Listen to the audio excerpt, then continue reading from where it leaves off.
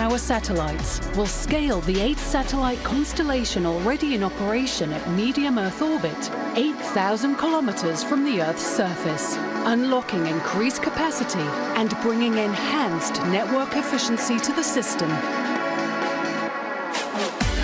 As the market demand for MEO services continues to soar, our bolstered fleet empowers even more governments, enterprises, and communities across Asia-Pacific, Africa, the Middle East, and the Americas, solving connectivity challenges, driving digital inclusion, and enabling next-generation AI applications.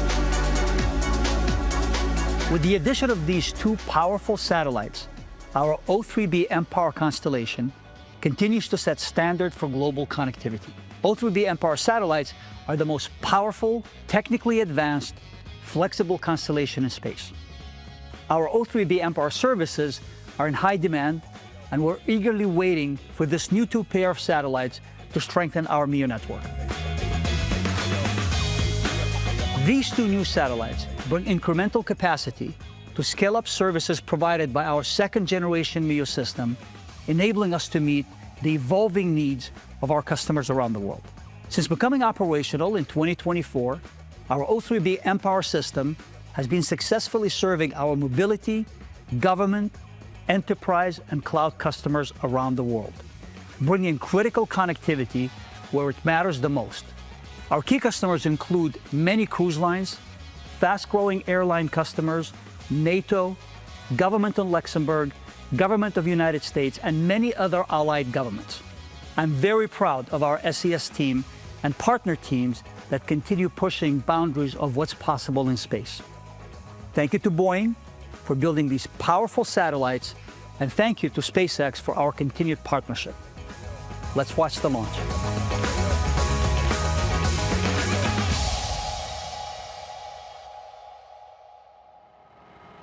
That's Falcon 9 on your screen, a two-stage rocket that is 229 feet tall and getting ready to lift off in just about 8 minutes and 30 seconds. At launch, it produces more than 1.7 million pounds of thrust. At the bottom section is the first stage, or booster, powered by 9 Merlin engines. They'll burn for the first couple of minutes, carrying Falcon 9 through the thickest layers of the Earth's atmosphere. If you've ever watched a launch in person, you'll know that the vehicle doesn't go straight up. Early in flight, Falcon 9 performs a gravity turn, a smooth pitch maneuver that tilts the rocket sideways to build up horizontal velocity. You may hear this in about 10 seconds after launch, called out as vehicle pitching downrange. Once the first stage completes its portion of the mission, it shuts down and separates. A staged rocket like Falcon 9 sheds the booster to eliminate the weight and uncover the Merlin vacuum engine on stage 2. To reach orbit, the vehicle needs to go fast, hitting an orbital velocity at about 28,000 kilometers per hour, just to keep from falling back to Earth. That's fast enough to lap the Earth in about 90 minutes, or fly from New York to here in Los Angeles in just under 10 minutes, which is about 7 times faster than the fastest airplane. After stage separation, today's booster will land on our drone ship Just Read the Instructions, which is currently stationed in the Atlantic Ocean. This particular booster will be returning to Earth for its 6th time. The second stage takes over from there, powered the Merlin vacuum engine, also known as Engine chill has started. Also known as the MVAC, which is extended. With its extended nozzle and optimized design, the MVAC drives maximum performance in the vacuum of space. Tonight, we'll ignite the engine 3 times before deploying the payload into orbit. And topping it all off is the payload fairing, a 17-foot wide carbon composite shell that protects the payload during the uphill trip through the atmosphere. For today's mission, we have 2 spacecrafts on the second stage and inside the fairing. Each payload will deploy at separate times about 7 minutes. Stage 1 RP1 load is complete. Good call out there. Each payload will deploy at separate times about 7 minutes apart from each other. Because of the launch adapter used for today's mission, we will not have a good view of the payloads, and we will be ending today's broadcast on stage 1 landing. We'll confirm a successful deployment later on X. About 3 minutes into flight, both halves of the fairing will separate and parachute back to Earth. If recovery goes to plan, the fairings will be pulled from the ocean and prepped to fly again.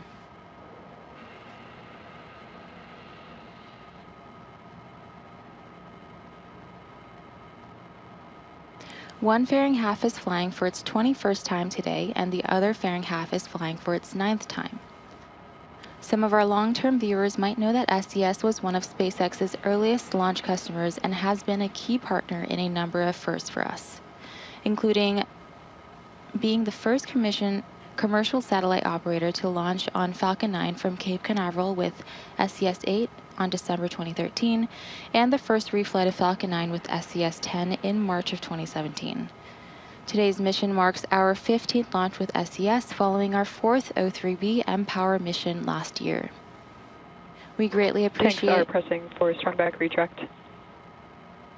We greatly appreciate SES's support over the years and look forward to what the future holds. Next up in the countdown, the transporter erector, or TE, will begin to retract from Falcon 9. That is the large truss structure you see standing next to the rocket. It's hinged at the base and connected to the launch mount beneath the first stage. First, the clamps around the stage will open, then the TE will begin to pivot back. Strong back retract has started. Good call out there.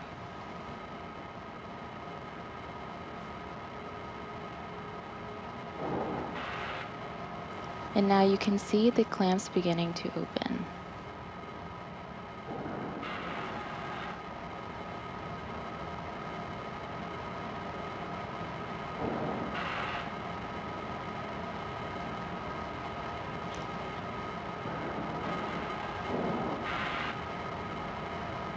You may also hear the transporter erector, or TE, called the strong back. Same structure, different names. The TE does a lot more than lean. It rolls Falcon 9 out to the pad, raises it vertically, and stays connected through the final seconds. It provides fuel, power, telemetry, and command connections between ground systems and the rocket.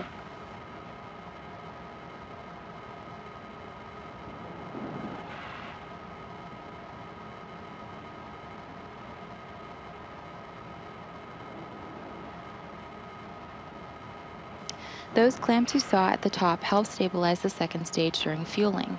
They also prevent movement in high winds. Once they open, the rocket is fully free at the top. Right now, both stages are nearly fully loaded with about 1 million pounds of propellant. This includes RP-1, a highly refined kerosene, and liquid oxygen chilled to over 300 degrees below zero. Propellant is loaded late into the countdown, and that's intentional. Stage 1, LOX load is complete. And there you heard that LOX load is complete. Colder propellants are denser, and denser propellants mean more performance out of the same tanks.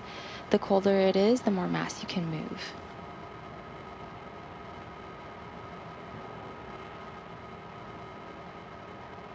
At T-minus 60 seconds, Falcon 9 will enter startup. At that point, the rocket's on-bound flight computers take over. From here on, the countdown is fully autonomous. And now, just inside of T-minus 2 seconds, the 9 Merlin 1D engines ignite. Once they're at full power, Falcon 9 will lift off with the pad. Stage 2, LOX load is complete. And begin its climb to orbit.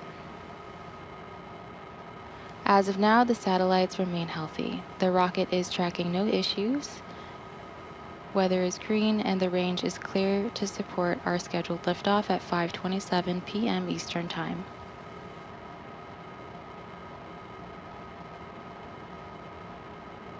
And we heard the call out that Stage 2 LOX load is complete.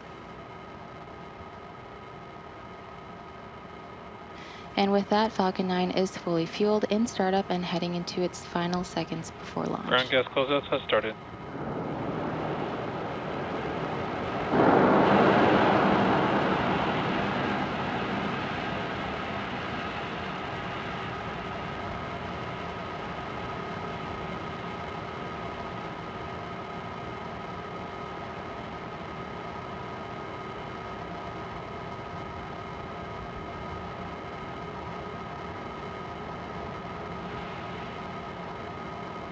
Falcon 9 is in startup.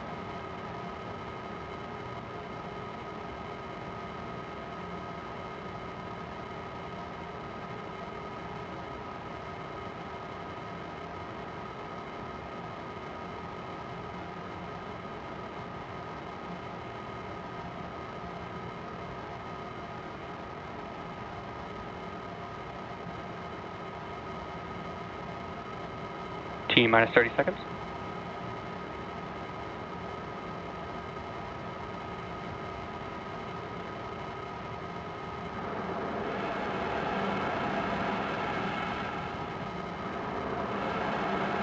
T minus 15 seconds.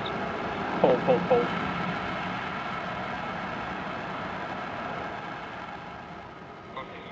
Launch has been aborted.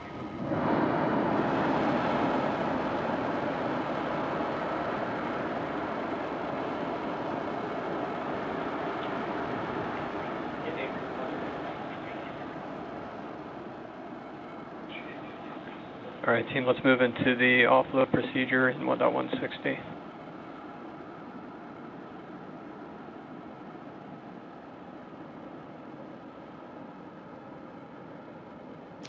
We just heard an abort call out for over the nets. Let's listen in for any additional information about the abort from the launch director.